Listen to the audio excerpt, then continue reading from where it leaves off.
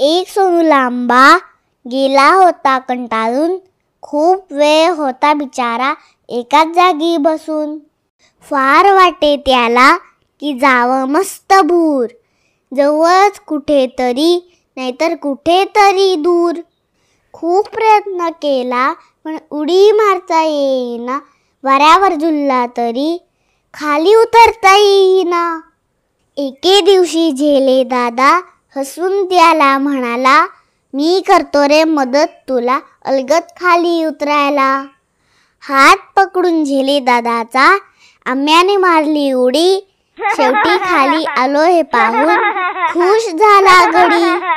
किती छान मऊ होती गवताची गादी भारी, लाकडाच्या पेटीत बसून आंब्याची निघाली स्वारी, हो आंब्याची निघाली स्वारी.